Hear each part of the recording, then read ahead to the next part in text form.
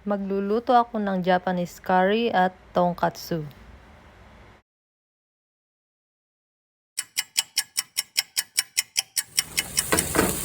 Sangkutsa muna natin ang ating vegetables. Yan.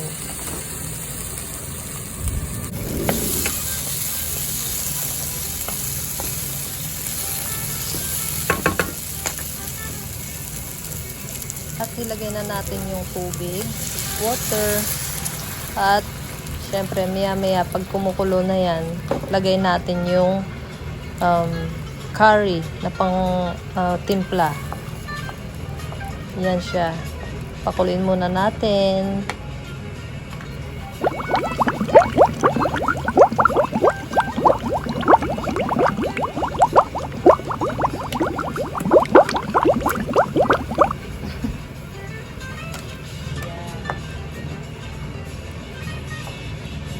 Lagay natin yung tubig saka yung curry roots.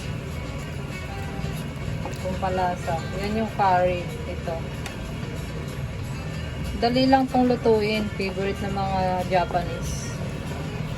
Nagluto ako kasi umuulan, malamig. Masarap mag-curry. Yan. Lulusawin lang yan. Tapos pakuluan ng mahinang apoy.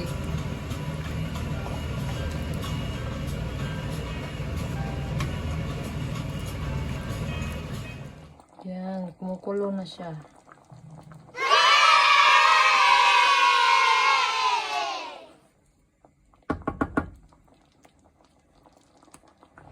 Yan, gawa tayo ng tonkatsu. Yan. Una, may pang-cook camera ko, pang-cook. Nakagawa na ako ng tatlo eh. Oh. So, last na to. Ihabol ko lang. Yan, ganun ang ginagawa ko. Tapos, black pepper. Konti lang. Yan. Tsaka, konting asin. Sea salt. Tapos, kabila naman.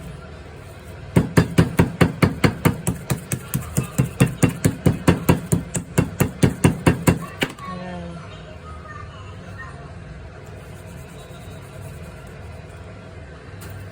Tapos, black pepper ulit. Okay na yan. Tapos, kuha tayo ng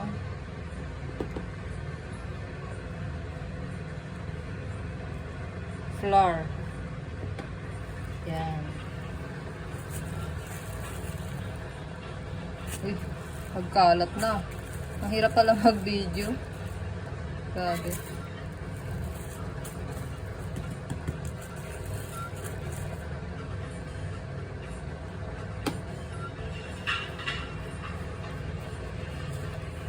Yan.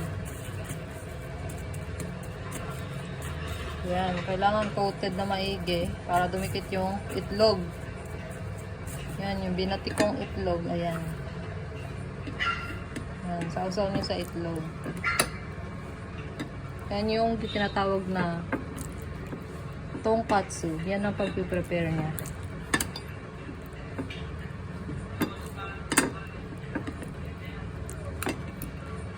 Yan.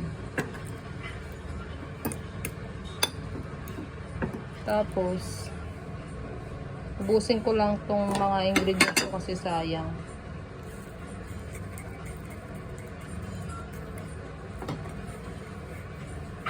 Yun.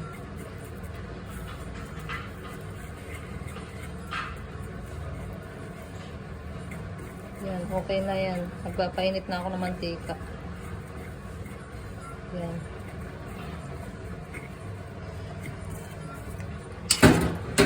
Yan. Tapos, ito na tayo.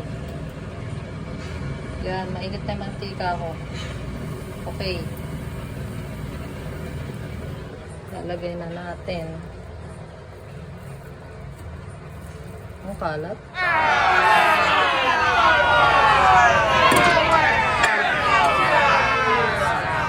Yan.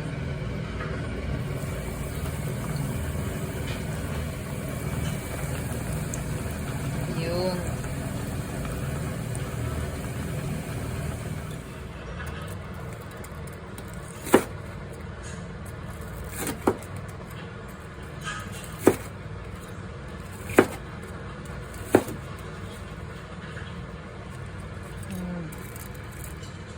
Luto siya.